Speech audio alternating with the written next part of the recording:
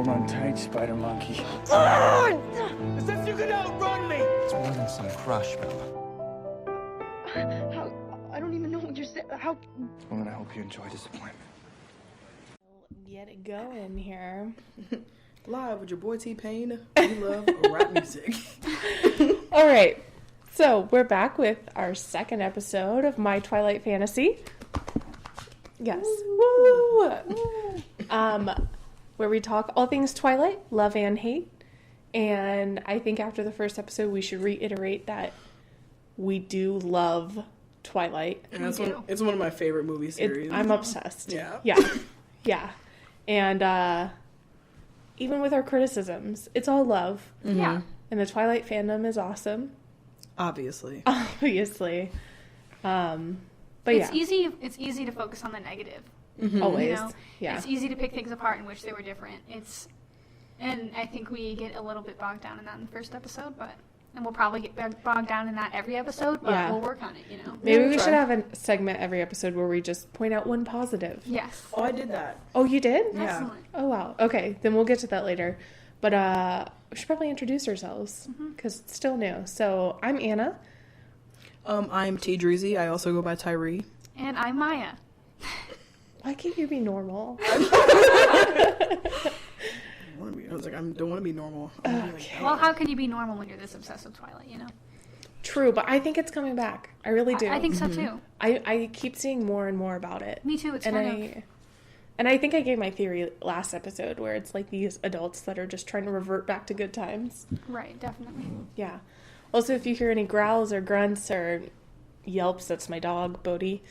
He will be joining us today. Yeah, he's our guest star. Yeah. He's just a little white chihuahua guy, so sorry. Big chilling on the set, you know. So My Twilight Fantasy covers chapter by chapter each book in the Twilight Saga. Our first episode was over chapter 1. We went over, the introduction to Bella and her world and the Twilight world. And today we're going to delve into chapter 2, which I think I said this last episode too. I think each chapter covers quite a lot. Mm-hmm. And when you compare it to the movie, it's always like a 10-minute segment of the movie that one chapter covers, and that seems like a lot to me. You know what I mean? All right. Oh gosh.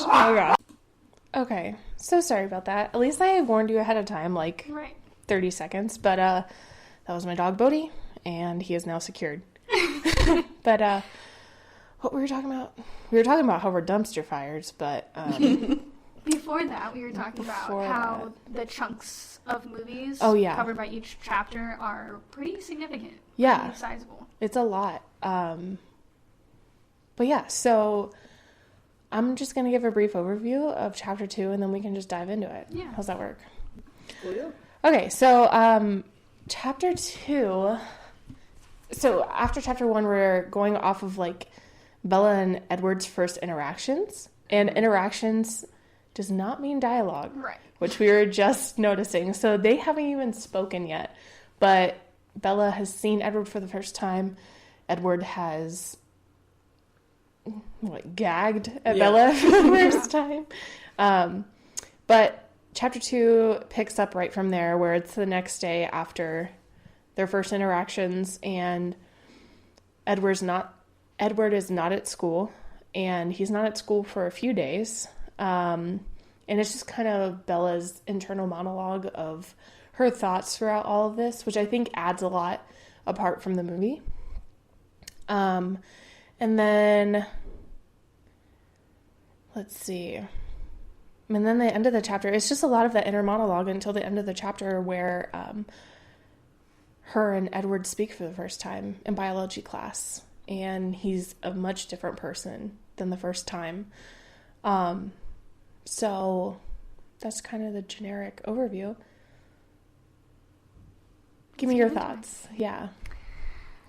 So the chapter starts, it's her very second day of school, and I felt it was kind of weird that it kind of isn't explained at all why Edward isn't there, but he just kind of isn't there for the whole week. Mm-hmm. But before we get into too much about Edward and Bella, I also thought that it was significant the way that Bella is described as going to the store for her dad and cooking dinner for her dad, and the emails she sends to her mom are also like very like manager of the house, like responsible person. It's again showing Bella as the parent. Right, which is really interesting. I thought, and I think why Stephanie Meyer does that. I think to just like show, to really, really underscore and emphasize Bella's maturity and like make it less of a creepy transition once she starts dating a 100-plus-year-old vampire. Oh, that's interesting. I never thought about it that way. That's what I thought. And so I like sense. made notes of moments where I felt like they have things in common. Yeah. And that's kind of one of them. And she also, it kind of seems like a little bit of a sacrifice she's making. Like, she sacrifices her youth and, like, that young energy and having fun to take care of her parents, kind of. But what would she do? She's Bella. Right. I think, you know what, that brings up, like, a thought for me is, like, I always feel, I don't know, uncomfortable, but, like, just a little off whenever Bella is, like, genuinely enjoying something. Because her, like, just predisposition is to be discontent. You know what I mean? Right. And so, and I think that does really come from, like, she sacrificed a lot of her childhood to act as the parent. And that's kind of made explicit in a few ways, but it's also, like, really just hinted at. And you don't get, because we don't see those moments of her childhood, there was, like, not something like her mom is an alcoholic and she had to, like, keep her life together or on track or anything like that. It's just kind of like, oh, my mom's just like me, except scatterbrained. Yeah, and that's all. Yeah. And so I'll probably say this a whole lot more on this podcast, but I feel like that is a missed opportunity for, like, another piece of storytelling. Yeah, it could have gone a lot deeper. Right. Also, side note, I'm bleeding. Why? I scratched myself. Oh. Where's that dirt when you need them, right? Yeah. We're all dumpster fires today. I cut myself before I came here. Yikes. Yeah. All right. Sorry. Moving on. Yeah. No, that's a good point. That was something I really, like, noted on in this chapter was her and Charlie's relationship is very similar to her and her mother's. But for, like, no good reason. Yeah. That's just how Bella wants to run it. Right. I feel like Charlie's more mature than her mom, though. Like, her mom's sort of just, like, living in the moment. He's, like, thinking things through and doing things that her mom didn't used to do. And she notes it a little bit later in the chapter when Charlie puts the little, what are they called, the little chains on her tires because of the snow, and how she said that she's not used to being taken care of like that. Yeah. Yeah, I made a note of that too. I think that might be in chapter 3, but I have a lot of thoughts about that. Yeah, same. But before we move on from this, I want to just take a second and look at page 32. Okay. You guys don't have to open it up because it's only 2 words I want to talk about. Who in the world has a jar in a cabinet called food money? Who does that? What? Why? That's a good point. I was thinking of that too. And does that mean that, like, Charlie leaves money in the jar for Bella? I don't know. That would be the only logical explanation that I could think of. Yeah. Because he's the chief of police, so it's not like he's hurting for money and has to, like, I have an extra $1, let's put it in the food money jar. Right. You know? But if it was something he left for her, he could have, like, they could have talked about that. I don't know. That really stood out to me. Every time I read it, it stands out to me. And it just, like, I don't know. That just strikes me. And I kind of feel like the whole thing with her being super responsible with her relationship with her mom is a little bit overplayed. Like in these emails. Love how it changes fonts. I just love that. Just to distinguish. Yes. But where she talks about, your blouse is at the dry cleaners. You were supposed to pick it up Friday. Like, why do you know that? Yeah. Yeah, that's kind of sad. That's just really specific. Yeah. But I'm nitpicking. I mean, that's what we're here for. Right? I guess you're right. What else you got? How Bella of her to cook steak and potatoes for her dad. Well, he's just like a very steak and potatoes guy. Definitely. You know what I mean? But she gets that from him, I think. Yeah. Well, that's why remember when we were talking about the festival last week in Forks, Washington, the Twilight Festival? And in the first chapter, she makes enchiladas for her dad. Like, it's like she's trying to branch out, but she knows where home is. And that's, and that's steak and potatoes. Almost an Arizona Bella thing to cook. Yeah. And then she just transitions right into Forks Bella with the steak and potatoes. Well, that's what, like I was saying, is I only see Bella as Forks Bella. I don't think Stephanie Meyer really wrote an Arizona Bella. At all. Or a Phoenix Bella. If there was, like, even at this point, if she went back and, like, wrote a prequel, I think that would be really interesting, too.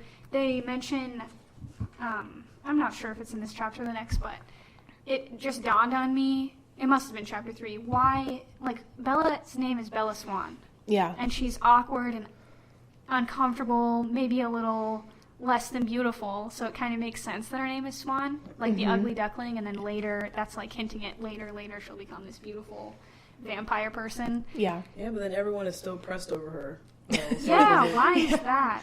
Well, you know, I was thinking, I don't think they play on this very well in the movie, but in the book, one of the things I really liked, and I know this is in one of the later chapters, is when all the guys are asking Bella to prom, which I really love.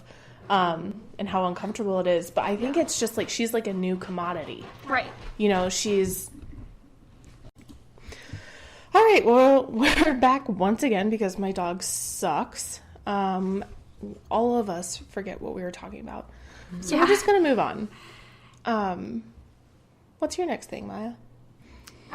In that short break, Tyree and I were talking about... the inexplicable attraction that people have to Bella. I think that's maybe what we were talking about. Oh, yeah. How everyone asks her to prom. Yes, right. In the book. Because she's a new commodity, right? My first note was how pressed Mike was. Like, literally, he's mentioned within the first 4 sentences of the book. He's literally the 4th sentence in the chapter, in the 2nd chapter.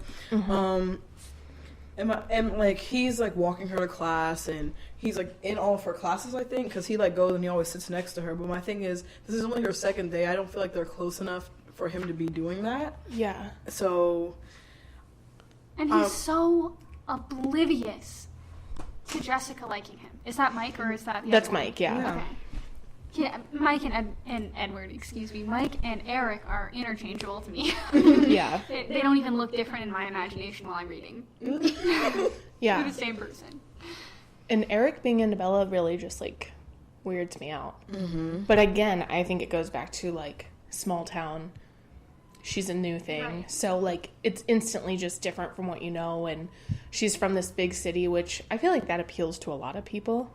Like, just being more experienced to other things. And so they're just naturally drawn to her. I could see that, but it just doesn't seem like she has any exposure, anything that they don't know. Except her use of sarcasm is maybe a little bit more advanced. But her use of sarcasm is still... Yeah, maybe they're attracted to, like, the green bowling ball shirt. Maybe that does maybe it. I can't. But speaking of the small town aspect, I didn't feel like it really hit me how much of a small town this is until over the steak and potatoes dinner, Charlie and Bella are talking about... Bella, like, gently brings up the Collins and is like, what do you know about these people? I have lots to say about this. Yeah, it's a really interesting deviation from the movie because he actually goes on, like, a kind of a speech, like, more dialogue than you've ever seen Charlie say at one time. My notes say Charlie goes the hell off. Yeah, he does. He really does. It's all positive things. Yeah. And so, the first time I read this, I was left wondering, like, why... Okay, so what is it that people don't like about the Collins? But it's really just because they're outsiders. It's just because they weren't born there. And the thing that... I'm sorry to keep talking and, like, monopolize this, but Charlie says, I haven't had one speck of trouble from any of them. That's more than I can say for the children of some folks who have lived in this town for generations. Yeah. So, that's, like, a weird bias to have. Right? To expect people who have been in this town for generations to be, like, better behaved than someone who's a newcomer. That just struck me as super, like, small town, like, weirdness. Right. No, agreed. That really stuck out to me because, I mean, the movie portrays Charlie as a man of very little words. Right. Like, he expresses things, or he expresses feelings through actions and stuff like that, but rarely does he ever, you know, have opinions like this. And so I thought this was a really interesting insight into his character, but I thought a little out of place also. Yeah, like just stuffed in at this moment. Yeah, it was really random. Yeah.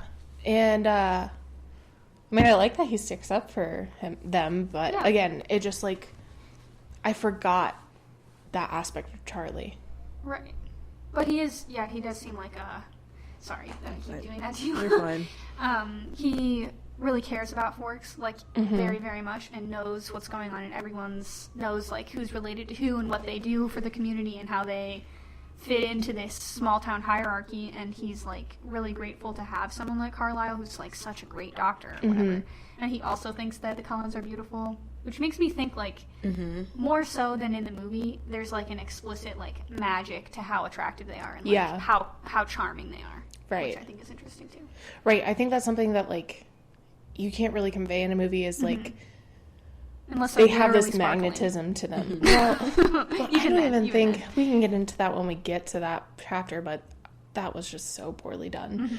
But I mean, they have a magnetism to him because they talk about how he's a natural predator because all of his skills are like they go towards people just being drawn to them. Right. That's what makes them so dangerous. Yes, and they're kind of hypnotizing at some points, too.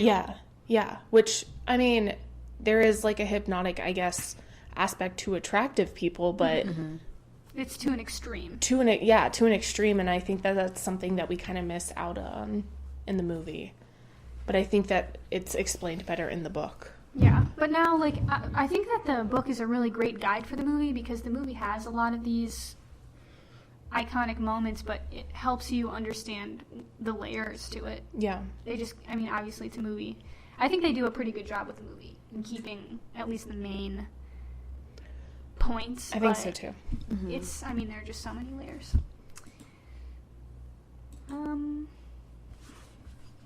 Yeah, and I also, on the note of hypnotism, I feel like Edward really, up until page like 48, I think it is, we don't really know why Bella chose to come to Forks until Edward draws it out of her. And he's the only person who, maybe he was the first person to ask, but I think it's notable that during their first real conversation is when she finally does tell someone how she feels about Forks, why she came there, and how, like, her true feelings about her mom's new relationship, stuff like that. Right, and like only up until this point getting her inner monologue about Forks and how much she hates it. It's just like I don't know, because I guess it gives it some sort of perspective. Like, I'm losing my train of thought here, but It's okay, it happens. yeah, I just completely lost it. It's alright. We're really picking We are. hard. We really are. I had something else to say, but you guys go ahead. I found my post-it note that says things that Bella and Edward have in common. Oh, yeah? Maybe this is a little bit premature for me to be listing these things, but as far as I can see, the things that they have in common are their, like, supposed maturity. But I have more notes on that. Their boredom with schoolwork, kind of inexplicably, like, why, okay, Bella's reading Wuthering Heights for, the millionth time, it seems like, the way she's talking about it. But she's probably read it one time. She's done this biology lab once, but she's acting as, like, it's so beneath her. Right. Kind of. Maybe it's like a flirting thing with Edward trying to compete with him, but it really is extremely below him because he's seen it, 1,000 times. 1,000 times? I mean, the only explanation they have for that is when the teacher walks by and asks if she was in an advanced placement. Yeah, which, okay, sure, but, like, this is the second time you've done it. Yeah. It's not that And it's deep. a breeze for you? Like, Right. Yeah. I also said their difficulty relating to people, because maybe for Bella it's probably difficulty, but for Edward it's a choice. And then sacrificing their own happiness for the sake of others. With Bella, you have that with her relationship with their parents, and then with Edward, you have that with his yo-yo relationship with Bella. Yeah. Because he clearly wants to talk to her and wants to be around her, but chooses not to repeatedly throughout the series. Right. So there's that. That list might evolve. And also, on the note of maturity, these moments where Bella is like childishly like staring at the Cullens, and when they stare back at her, she like puts her head down. That really undercuts the whole maturity aspect. And every single time that happens, she goes back to the phrase, I use my hair as a curtain. Right. Every single time. Like, literally childishly hiding herself from them. Okay, can we also speak another thing of maturity? Like, around the beginning of the chapter, she, like, talks about how bad her day is going. And, like, how it's, like, such a bad day, but then... Like, the only, like, bad thing she says is, like, she's tired. She said the wrong answer during class. She was forced to play volleyball, and Edward wasn't at school, so the day was, like, bad. Like relax. People are literally, like, biting your ankles because they want to talk to you so badly. Like, it could be a good time if you let it be. Right. Bella, that's why I think Bella has some sort of mental illness. Well, and just, like, because... crippling depression. Right, exactly. It's, like, because I can see some sort of Bella in myself. Yeah. I've said that a couple times, too. And I think we even said in the last episode, like, as a teenager, not once did I relate to Bella. Right. But now, as a sad adult, as a very sad, like, cripplingly depressed, clinically depressed adult, I get it. You just nitpick and take everything that's bad out of your day and just highlight it in your brain. It's on a highlight reel all day long. I actually have a quote that she said that I thought was pretty funny. Yeah. It was after like Charlie had gotten home and he put like his gun belt down and she said, I guess he considered me old enough now not to shoot myself by accident and not depressed enough to shoot myself on purpose. Yeah. I mean, I don't think that too, because maybe I'm just really overly sensitive. Maybe I'm a snowflake, but I feel like you couldn't get away with writing something like that in the year 2019. Even though this wasn't written that long ago, I just feel like people have become way more sensitive. I think you could get away with writing it because not that many people read. That's sad. But I don't think you could get away with putting it out there publicly through any other medium. Like that definitely couldn't have been included in the movie. No, which it would have been great, I think is kind of messed up. Yeah, because I think it is kind of funny. It is. You know what I mean? Well, but, you know, as we mentioned in the first episode of this podcast, we all work together. And we regularly joke about suicide and horrible, horrible things, so. And not to, like, downplay suicide. Because we all are cripplingly depressed. Yeah. It's just, I think humor is our way of dealing with our depression. Yep. Collectively. Yeah, just take something minor, just make it huge. Everything's a terrible inconvenience. Oh my God, we are Bella. Yeah, well, yes, actually. So there was another moment where I felt, I wrote on my Post-it, once in a while she does say something relatable. And this is so silly, but she's talking to Mike after the lab, after they finished it. And Mike was really struggling with it. Yeah. She says, I didn't have any trouble with it. I said, stung by his assumption that she had a hard time. I regretted this snub instantly. I've done the lab before, though. I added before he could get his feelings hurt. Because, like, being just hyper concerned about how other people are, like, taking what you're saying and just, like, that double-think aspect of everything that comes out of my mouth, I feel like is pretty relatable. Yeah, I just let it sting. No, I feel that. Ugh. Okay, I want to address Bedward. Oh. Not until breaking down part 1. Edward and Bella's actual dialogue, compared to the movie, I think it's very awkward in the movie. Yes. And I think that's something that's taken out of the movie completely. And I think we touched on this again last episode. It's just like, all flirtation and charm, I think, is completely sucked out of the movie. Yes. You know what I mean? Because Edward is supposed to be this charming and flirtatious person, but, I mean, even the dialogue is the same, but the narration of it is totally different. Yeah, well, I definitely think that's true, and I think it is... all the moments where Edward is happy are kind of taken away, and the only time you see him laughing is in a satirical way, like laughing at something that's happening to Bella in the movies, kind of. Which I think is, I mean, you definitely in the book you get the feeling that Edward does want to be around Bella. He is interested in pursuing Bella. He's interested in her as a person. And all the moments where he's like being very distant are like hard for him. Whereas in the movie it just seems like he's in pain all the time, constantly, no matter what's going on. You don't understand what's going on inside his head at all. Right. Yeah, no, I totally agree. It's something I really miss. You know what I mean? Well, it's their whole relationship. In the movie, you're left wondering, why the hell do these people like each other? I think I said that in the last one, too, which is why I'm trying to pay so much attention to what they might have in common. Yeah. But also, I think that Bella, her crush on Edward kind of comes out of nowhere for her, and she's, like, questioning why she feels that way, too. Yeah. Why she doesn't like that she feels that way. Yeah, I touched on that in the next chapter, though. Yeah, more so in the next chapter. But I wanted to talk about the weather a little bit, because Bella talks about the weather so damn much. Okay. And that kind of bothered me in the first chapter. While you're doing that, I'm going to look up Fork's average weather. Yes, for I'd be real. very curious to know. Yeah. I'm not sure what month this is supposed to be taking place in, but in something we haven't mentioned at all so far. March. March, really? Yeah, she says middle of the semester. Okay. But in this this chapter, she does talk about the first snowfall. Right. Presumably. Which, wait a second. Can we talk about that for a second? Yeah, that's not right. First snowfall, and 30 seconds later, they're having a snowball fight. True. Did anybody notice that? Someone's just like, they're just like putting their hands up and catching the snowflakes, and then just guess like, so. I They didn't walk think out of about class to look at the snow, and Mike and Bella are talking about how she's never seen snow in person before. Right. What a And terrible then reaction. Never seen snow before. Also, like, she's what just do you like, mean, oh, ew? seen it on the movie. On the movie. But, like, you know what I mean?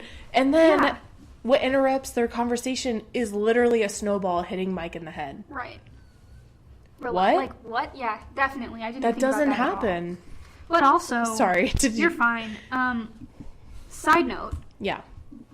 Why on earth was the high school built in separate buildings in such a rainy, snowy place? That's a good point. yeah. You didn't need to do that. You could disconnect them. Yeah. Well, that's why I looked up the high school, and I don't think it actually is like that. Okay. I don't know where did they film this in Vancouver rather than Forks? I feel like they did, like, what for weather purposes. So they might have just used a building there. But yeah, in the book, it's described as that. Yeah, it doesn't show Which it. that in doesn't the- make sense. Separate buildings, yeah. Yeah. And they walk outside a lot. Right. Yeah, they're always outside. Yeah. But anyway, back to the weather. Heavy breathing in nature. This actually feels like the weather is building to something, which we'll get to in the next episode, but it's significant that it is snowing and she's not into the snow, she's not excited about it at all, and then it starts raining and she feels better about it. Yeah. But then in the next episode she's going to wake up to everything frozen over again. So it's like actually relevant, and I like the way that the discussion of the weather is like weaved in to the events of the story, kind of. Which, I mean, like, my one thing that I really like about this chapter for this episode is that. The way that the next chapter is foreshadowed in this one. With the weather. I love it. You always look deeper into it. I didn't even think about that, but that's such a good point. I did almost get a degree in English, so. Oh, yeah. Yeah. Oh, yeah. I totally forgot about that, but that's such a good point. I feel like there are a lot of spots of foreshadowing that we don't really pay attention to because I think we get really wrapped up in this kind of fandom, like, oh, Edward Bella. Yeah. But there are a lot of really good. And one other small thing that I liked about this chapter is that, so when they finally do have their first conversation, Bella has noticed Edward's eyes before. And she notices them again and they're a different color. And so she asks him if he got contacts or whatever, but I want to look deeper into that too, and it seems like the color of his eyes and his mood corresponds directly to when he presumably last ate. So he wasn't there all week. Right. Last week. So maybe he was hunting. So he's fed now. And he's able to control himself enough to actually speak to this girl. And his eyes are a different color, and he's in a much better mood. So I think that, I don't think that's ever explicitly stated. It might be later, but I think that's that is in something. another book Okay. or later, because when I watched the movies and thought about that, I did know the reason. Okay. So I think that does come later. All right. Yeah. But yeah, I just, his eyes change based on his, like, appetite. Yeah. That's really cool, I thought. And even if it isn't explicitly noted, I liked the subtlety of that. And then so it, like, provides something for rereading. If you are reading through the books for the second time ever, you'll be like, oh, I get why his eyes are different now. You know? Well, that's why the Cullen's eyes are different from other vampires. How other vampires' eyes are red as opposed to gold. So theirs is gold because they feed on animals rather than people. And that's why vampires' eyes are red. Gotcha. I think now I'm thinking back, does Edward have some line about tofu? Yeah, how it's not satisfying. Ew, and then he has that creepy line, it's like, it wouldn't be as good as drinking your blood, for instance. And they're both just sitting there like, all right. crickets. Yeah. Wow. So uncomfortable. So I have Forks, Washington climate. Are you guys interested? Very interested, yes. They get 110 inches of rain a year. Oh. Holy shit. The U.S. average is 38. Oh. So it rains every day. Yeah. So it's a lot. But, so I have cousins that live in Seattle, and that's about 2 hours away from Forks. But that's something that they told me is, like, a lot of people think that they just have really, like, cold weather there. But that's not even the case. Because, like, in the winter, from what they've told me, like, it's just rain.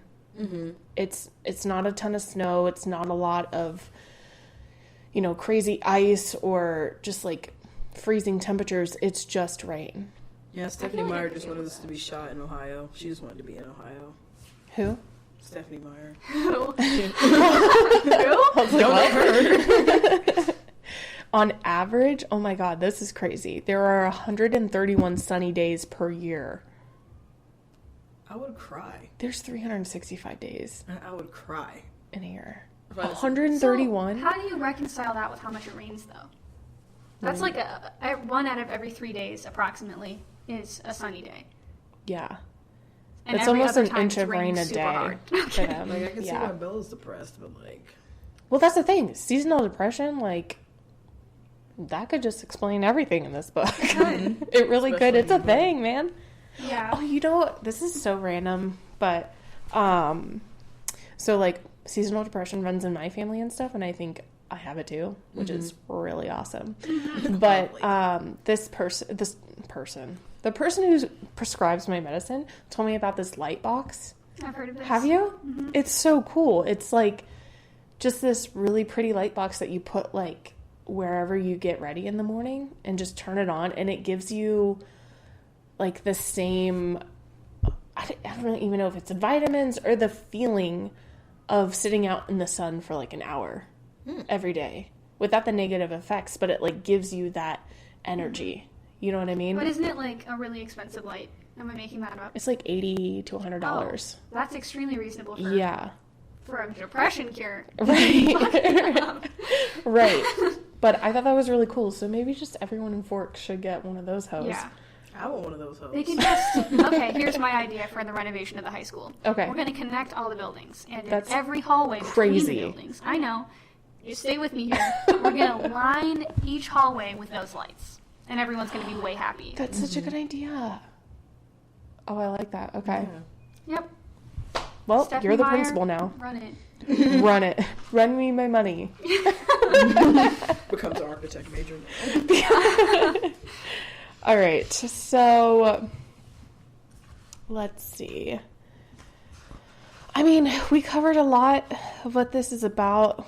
Also, the amount of times that she mentions his Volvo. That's really She's over the top. sponsored. Did Stephanie Meyer? Yeah. Because I know they sponsored the movie. Because when it came out, Robert Pattinson did commercials for them. But were they sponsored for the book? I'm Is that a thing? assuming so. I'm Maybe gonna she look just that really up likes too. Volvos. Also, They're not even the like peak of awesome cars. definitely not at all. Is I know Volva obviously as a word, but is Volvo like Italian for? I think so. Okay, For what? that's interesting. You know. Well, let's see. I was about to just yelling. Oh boy. Oh man, Just like making a. we're gonna have to go through this and censor it. Yeah, me like looking at you like, should I say it? Yeah, I'm gonna say it. Censor it No. with the sound of Bodhi barking. In the background. There's an article, the top 6 cars featured in the Twilight Saga. Why is that know an that article? A shitty truck and Volvo. That's it, right? Like, I feel like it'd have been cool if you had like a Jeep or something, like a Well, Wrangler or I something. think that Emmett does drive a Wrangler, doesn't he? Yeah. Oh, yeah. But then like. He does. Yeah, and then Edward just drives a sensible car. Like he's like he has like a But it's minivan so car. ugly in the movie. That's not what I would have pictured at all. No. Like I was thinking something cooler, but no. Yeah. I drive a silver Volvo. The gross. The more we say it, the more I dislike the word Volvo. I do too. That's like soccer You're right, cop it sounds car. like He's just Volvo. like, Yeah. Also, why are the only classes that Bella talks about are biology and PE? yeah. She's like literally traumatized by Jim. Yeah. No, and then like also to mention like when Edward's not there, she literally flashes through the day. Yep. Like if he's not there, she's just like Yeah. F the rest of this. Like She I'm, flashes through a whole week that way. like, she's like, boop. Right. Well, yeah, I think it's in a later chapter that I was reading, but that surprised me too because Edward wasn't talking to her or wasn't present. It might be like chapter 4 or something. Mm-hmm. Months go by. Months. Ooh. That there is nothing noteworthy because Edward's not talking to her. All right. See, That's now, a red flag. So Right. on that topic, when they do have their first conversation, he just really, like I said, he yo-yos throughout this chapter and the next one. Mm-hmm. You see him being really charming, really flirty now, when a week ago or 2 weeks ago he was, like all but growling at her. Right. And then in the next chapter, we're going to see another, another polar swing. So Right. we'll discuss that though later. Yeah. It's a lot. It is. Well, But I'm really excited for the next chapter. I'm too. Well, we're down to our last 7 minutes. Is it meme corner time? Well, I want to ask first, do you guys have any other last thoughts? Are you raising your hand, I Tyree? am raising my hand. Okay, go ahead. Only thing I wanted to mention was how she continuously like mentions Mike, like talks about Mike as a dog, like a golden retriever. Yeah, I'm just like, but okay, all high that's and the mighty. personality he has. Yeah, but It like, is, but also damn, It's, be yeah. grateful. Yeah, yeah. Be nice. He's not being creepy or anything. Like, he just wants to be her friend. Like, why is she poo-pooing that so hard? Yeah. Like, poo-pooing. But also, she doesn't ever address, like, was this a normal thing? She always talks about how she never fit in Phoenix. And then here, everyone's just, like, doting over her. right. But she's completely unfazed by that. Yeah, I think it does come up like in no the culture next shock or anything. It chapter. does. Yeah. We'll talk about that more then. But that just kind of blows my mind. Because if I went through that kind of change, I would be like, what the What's different fuck about is me? happening? Yeah. Is there something stuck to my butt? Also, she mentions like after Mike's done talking to her, how like this other girl has like a really bad permanent braces, and I'm just like, you got some nerve. You're wearing a bowling ball. You're wearing a bowling shirt. You're wearing a bowling ball. You look like a bowling. Well, no, ball. remember in the book, she's supposed to be wearing lace and shit, which Itch where? In the snow? You're gonna blend in. so many issues. Ugh. All right. Well, also, this is just a general grievance for the entire series. Mm-hmm. Because the examples that are coming to my head, I think, are in later chapters, but it's throughout the entire book. Not book, but movies. In the movies, they make Bella so much more formal in her conversation style than in the books. It's like they told Kristen Stewart there are no such thing as contractions. Right. Because she'll say stuff like, when he's like, I want to, kill you. I do not care. Right. It's not, or I guess that one she says I don't care, but, I'm trying to think of something, but she says things like, Yeah. I do not care, or I will not, I don't know. Yeah, just instead of saying like won't or don't or can't. Yeah. It makes you feel more far removed from her as a person. Mm-hmm. Yeah. The more I read, the more I feel like my mental picture of Bella from the books does not match up with Kristen Stewart. At all. Mm-mm. No. Nothing And really matches up speaking with Kristen Stewart. Right, nothing does. She's an interesting character, but on that topic of ways that this chapter is different from the movie, we didn't talk about that so much this time. Mm-hmm. There's a diner scene that happens in the movie. Yeah. Totally doesn't happen in the book. Right. I think they just didn't want to put the effort into showing Bella cooking. Which is totally fine and understandable, but it Yeah. adds like more of an alienation thing for Bella's character, I feel like, because everyone's like, "Oh, Bella, do you remember me? I babysat you when you were 3. And she's like, "I literally have no idea who you are. Please No, stop fam. talking to me." Yeah. That's relatable, though. And then everyone in that diner knows her dad like personally, Right. which is interesting too. And did you guys notice in those scenes in the diner, she's not actually pouring ketchup when she's pretending to be? I did not notice that. It bothers me every time. Wow. Oh. After the first time I noticed it, I'm like, you can pretend. Right. Or like, I mean, she just do was it. pretending. I was like, but you could actually just squirt the ketchup on your plate. Right. Just like Not shaking hurt the you. bottle It's of the not plate. gonna hurt you. And I'm pretty sure we're not in a ketchup crisis, so Yeah. go ahead. Go crazy. Go stupid. Is it meme corner time now? All right, yeah. So we didn't get to this last episode, but we really want to share our favorite memes of the week in each episode because memes are what we live our life by. We have So- another coworker who we were not able to rope into doing this podcast with us. Because he hates us. Yeah. Yeah. Well, we don't know why he hates us so much, but we love him. And, he pretty much, throughout even the entire workday, he will be just texting us memes in the group chat when he should be, like, Working. working. Yeah. Being efficient. Doing something. Efficiency. I don't know her. But anyway, memes. Let's go first. You guys go first. I'm pulling mine up. Yeah, you go first. All right. So my meme of the week is a mashup between a Twilight meme and an iconic meme from The Office. My two So, favorite things. Bella, I belong with you. Edward, no you don't. Bella, I'm coming. Michael Scott, that's what she said. Oh my god, they should have made Michael Scott just like her teacher Yeah, or that something. would've That would really- have added so much. I think maybe the culmination of this podcast should be our reimagination of Twilight as a movie. Oh, And we can actually, Mike will actually be a golden retriever. Yeah. An actual dog. an actual dog. That's a good idea. Yeah. We should do that. buddy. All right, Tyree, what's your meme? Well, my meme does not relate to the book. It's actually about out of control children. It says when chitlins. When you're when you're at a store and you see a parent ignoring their out of control kid, and then there's a picture of Bender holding a baseball bat, and then he says, "I guess if you want your children beaten, you have to do it yourself."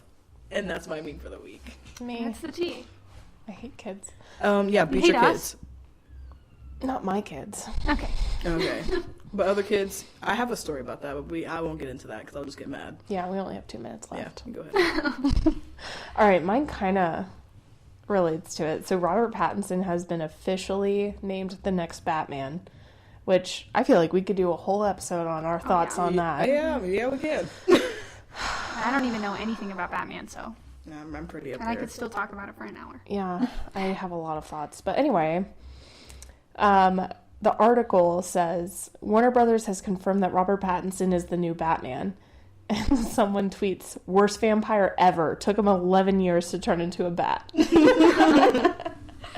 Which, all right, we have a minute left, but they never even addressed the bat issue in That's these true. books. But, you know, also, I've read and watched, like, different things about different monsters, vampires, whatever, and each series has its different, like, lore about vampires, Well, and yeah. I keep forgetting that, like, a vampire biting you or drinking vampire blood in this series doesn't heal you. I keep thinking that's a thing, but it's totally not. It's like in the movie where Edward jokes about, like, would you think there were going to be dungeons and moats at our Right. house rather than this, like, beautiful Like, modern... possibly. And she was Yeah, like, not the moats. not the moats. But, all right. Well, that's enough of chapter 2. We really went in on it. Yes. Check us out next week where we get into chapter 3. And check us out on our social media. We are on Instagram at My Twilight Fantasy.